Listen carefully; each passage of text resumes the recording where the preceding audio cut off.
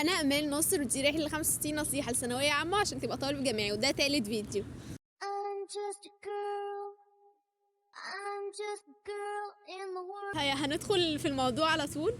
لو ما عندكش حلم، انا كنت مكانكم تقريبا من 5 شهور و8 ايام. لا ده بالظبط. الحقيقه اللي لازم يكون عندك حلم عشان تكمل.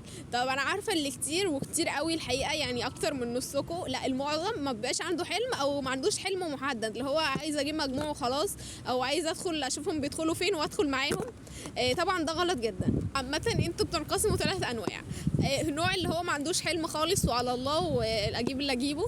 في نوع بقى اللي عايز يدخل حاجه معينه مثلا عشان اهله عايزين يدخلوها، وفي اللي عايز يدخل عشان دي كليه القمه انا عايز ادخل معاهم. طبعا اللي ما عندوش حلم خالص، وده حقيقي بالنسبه لي هو اسوأ نوع، اللي هو انت على الله، انت مش عارف انت عايز تدخل ايه، مش عارف انت مكمل ليه. لو انت تعبت في النص اصلا انت مش عارف، وانت هتقول لنفسك انا عايز اشتغل ليه، انا عايز اتعب ليه. وهنا لازم تحط لنفسك حلم وهدف، بحيث يوم لما تتعب او تزهق او تحس مش قادر تكمل، لا تفتكر انا بعمل كذا عشان عايز ادخل الكليه كذا، انا بتعب عشان عايز ادخل الكليه كذا. فبجد مهم قوي ان انت يكون عندك حلم عشان تعرف تكمل. النوع التاني بقى اللي عايز يدخل حاجه معينه مثلا عشان اهله عايزين يدخل. خلينا نقول مثال عشان يكون الكلام اوضح.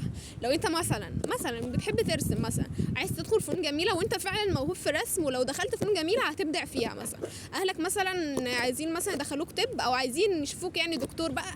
هم فاكرين طبعا اللي ده الاحسن ليك، هم في الاول في الاخر هم هدفهم ان انت تطلع حاجه كويسه. لكن الحقيقه اللي النجاح الحقيقي بجد واللي انت هتبقى كويس فيه الحاجه اللي انت فعلا موهوب فيها، مش بالكليات القمه انت اللي بتعملها. انت تدخل الحاجه اللي فيها شغفك، مجرد ما انت تدخل الحاجه اللي فيها شغفك والحاجه اللي انت بتحبها طبيعي انت هتبدع فيها، وهتبقى هي دي القمه بالنسبه لك انت.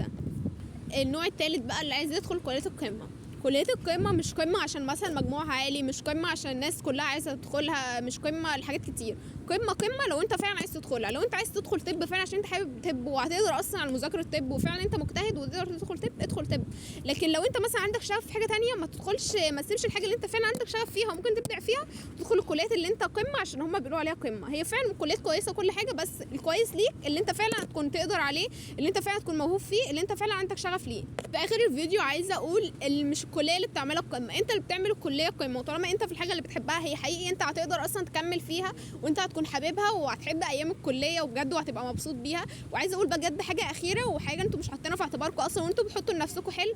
في كليات انا متاكده 100% اللي معظمكم ما يعرفش عنها حاجه، فانت ممكن تقعد مع نفسك اي نص ساعه فاضي كده وتقعد بجد تعمل سيرش على الكليات، تعمل سيرش وتحط خطه اولى وخطه تانية، وخليك كده واعرف ان النجاح مش بيتقاس ولا بكليه ولا بمجال. النجاح انت اللي بتعمله وبيتقاس بيك انت. وده كان الفيديو الثالث في رحله 65 نصيحه. ما تنسوش تقولوا عايزين نصور ايه المره الجايه.